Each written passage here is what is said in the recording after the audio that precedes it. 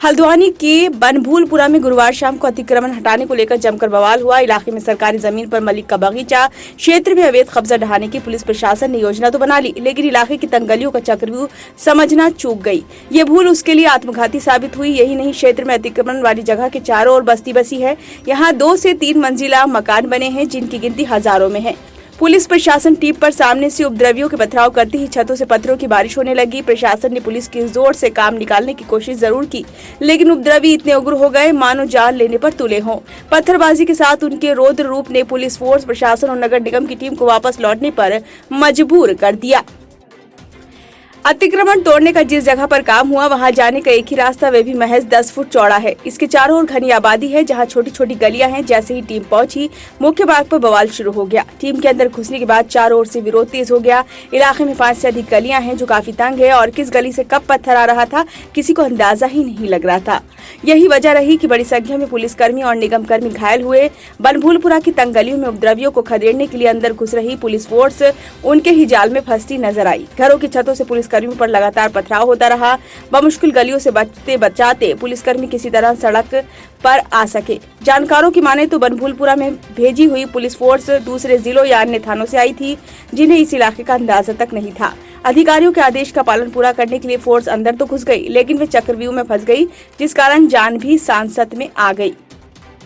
अबे बहुत ज्यादा हम बहुत बच के आए। बहुत एक घर के अंदर पथराव हुए, एक घर के अंदर घुस गए। हम लोग अंदर घुसे, हम कम से कम 15-20 लोग घुसे थे।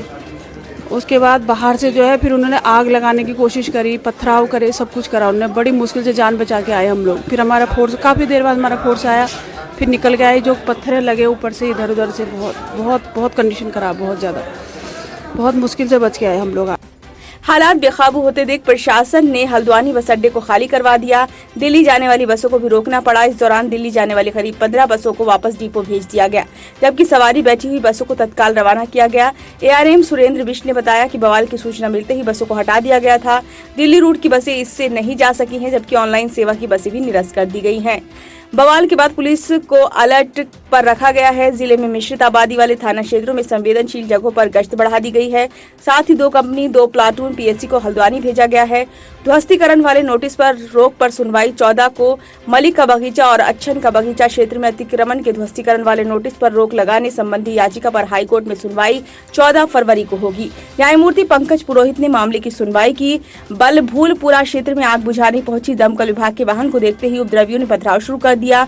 इस पर पुलिस ने वाटर कैनन गन से उपद्रवियों पर पानी की बौछार कर उन्हें रोकने की कोशिश की, मगर पथराव कम होने की बजाय बढ़ गया। मलिक का बगीचा में बने अवैध मदरसे और धर्मस्थल को तोड़ने के लिए नगर निगम प्रशासन और पुलिस की टीम क्षेत्र में बिना हवाई सर्वे के ही घुस गई। बीते 4 फरवरी के विरोध के बावजूद पुलिस प्रशासन और नगर निगम की टीम ने मामले को हल्के में ले लिया। कई मौकों पर ड्रोन से निगरानी करने वाले पुलिस प्रशासन कार्रवाई से पहले हवाई सर्वे तक नहीं करा पाया। बेहद संवेदनशील इलाके में अतिक्रमण तोड़ने के लिए चुने गए समय को लेकर भी सवाल उठ रहे हैं। 3 बजे के बाद अतिक्रमण तोड़ने के लिए टीम बनभूलपुरा थाने के पास जुटने लगी, पर सवाल ये है कि इसके लिए सुबह का समय क्यों नहीं चुना गया। जैसे ही टीम ने कार्रवाई शुरू की तो लोग जुटने लगे थे और विरोध शुरू हो गया था। बनभूलपुरा में उपद्रव के दौरान 70 से अधिक वाहनों को जला दिया गया, जबकि कई वाहनों में तोड़फोड़ की गई। इस दौरान बनभूलपुरा थाने में आग से कई साल पुराने रिकॉर्ड भी जलकर राख हो गए हैं। उपद्रवियों ने 3 जेसीबी समेत 70 से अधिक वाहनों को आग के हवाले कर दिया। इनमें 2 जेबीसी निगम ने किराए पर मंगाई थी, जबकि 1 जेसीबी निगम की है। साथ ही निगम के 8 और पुलिस के 1 और 4 पहिया वाहन को आग के हवाले कर दिया गया, जबकि निगम के 2 ट्रैक्टर को भी सड़क पर पलटकर आग लगा दी गई थी। साथ ही 40 से अधिक 2 पहिया वाहनों को उपद्रवियों ने आग के हवाले कर दिया। बनभूलपुरा की गलियों में देर रात तक जहां 2 पहिया वाहन जलते नजर आए, जिनको न कोई बुझाने वाला था और न ही इनके मालिकों का किसी को पता था। उपद्रवियों ने 3 जेसीबी समेत 70 से अधिक वाहनों को आग के हवाले कर दिया।